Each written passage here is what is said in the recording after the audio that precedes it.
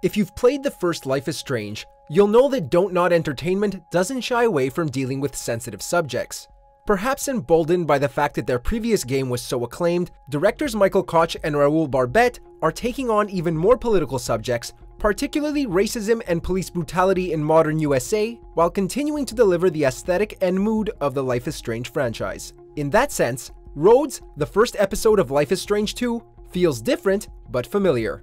Welcome to MojoPlays, and this is our review of Life is Strange 2.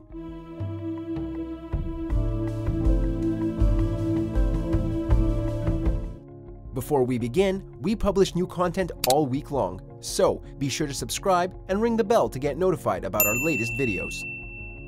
The game starts off very innocently. You play as Sean Diaz, just a regular 16-year-old high school student who, despite being a track star, has to get help from his BFF Lila Park to ask his crush out. Okay, update time. You heard back from Jen yet? No. Just like any teenager, all he wants to do is hang out with his friends while doing things that may not be 100% legal. I'll remember this when you're begging for a spliff tonight.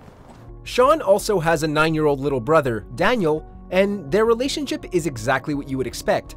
Being older, Sean is occasionally mean to little Daniel. Come on, man. Just bugging the shit out of me again after I told you to not? Yeah, I know. But we'll protect him should the occasion arise. And trust us when we say that you don't need to wait long before that happens. Living with Sean and Daniel is their father, Esteban. Just the son I wanted to see. We don't really know much about their mother, however, environmental clues suggest that she left the house with some bad blood. Dad should just sell that other bike. Esteban comes from Mexico and has settled in Seattle to pursue the American dream. And this is where we start to see some of the political themes of Life is Strange 2, namely racism, but we'll get back to politics later, as it serves more as a realistic backdrop than the driving theme of this story. Following through with the legacy of its namesake, the first episode of Life is Strange 2 is already full of some very emotional moments. It's beautiful. It's very cinematic, so if you're expecting thrilling gameplay, you probably won't have a great time. The closest you get to stressful is a single instance of mashing the left mouse button. Yes! However, if following along the relationship of Max and Chloe from the first Life is Strange left you wanting for more, then you will definitely enjoy the journey of the Wolf brothers. Ow, ow! Ow, ow, ow! Ow! Remember the butterfly and the raven from the previous games? Instead of friendship, or romance depending on your choices, the main theme of this game is brotherhood and family. As the older brother, Sean is responsible for looking after Daniel, and the choices you make as Sean will affect Daniel's growth. Sean? What happened? Where's Dad? It's okay. You just had a bad dream. For instance, in the third act of the episode, Sean and Daniel stumble upon a gas station and you have to decide whether you want to buy supplies or try and steal some. What kind of role model do you want to be?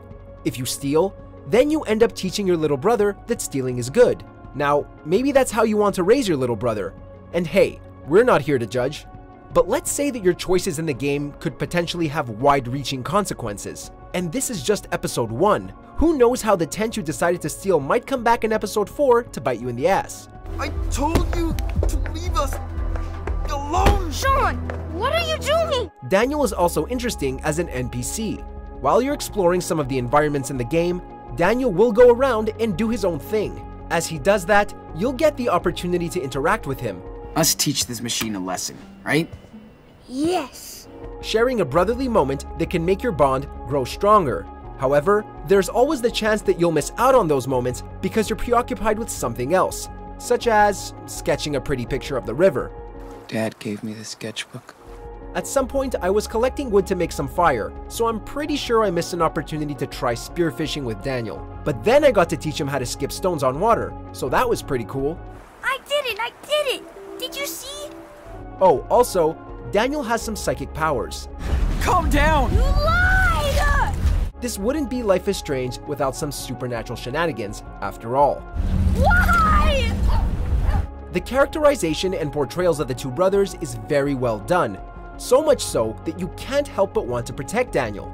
Although, at some points, the mismatch between the responses that you want Sean to give and the angsty teenager way in which he speaks is kind of annoying. But hey, He's a teenager, so maybe we can let that slide. Not to mention the fact that that's one of the drawbacks of the modern dialogue wheel system, where developers have to condense a whole line of dialogue into just a few words. Now, politics. Wow. So you're like all political. Everything is political, Sean. The fact that the game doesn't shy away from handling some of the most sensitive issues in the US is impressive and kinda surprising. It's not an accident that the story starts in October 2016, a few weeks before a certain election. The cool thing is that the game isn't very in-your-face about it. Sure, at some points, the characters throw out some very obnoxious and expected phrases. Please. You're the reason we need to build that wall. You hold tight. At other times, it hints at the casual racism Sean and his family have to go through in a realistic way that's sure to resonate with some people. The whole reason behind why Sean and Daniel have to go through this journey is because of racism. It will be interesting to see where the game goes to next, whether it will continue to build on the political themes or relegate them to being a realistic backdrop to the journey of the Diaz brothers. Overall, it feels good to be back in the world of Life is Strange.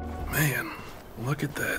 While we do get a glimpse of Arcadia Bay, whose conditions depend on what choices you made in the first game, it seems like we'll be moving on away from Max and Chloe, letting go of the past and looking into the future like the Wolf brothers have to. And that's perfectly fine, because Sean and Daniel are very interesting characters on their own, and we're very curious to see what will happen to them next. Will Daniel learn how to use the Force? I mean, his telekinetic powers? Will they reach Mexico? Will Brody, the rad political guy, come back? Is Awesome Possum the new Hella? Hopefully, by the time Life is Strange 2 is over, we'll have answers to all these questions. There were two wolf brothers, living in their home lair with their papa wolf. They all lived happily together. Check out these other great clips from MojoPlays, and be sure to subscribe and ring the bell to get notified about our latest videos.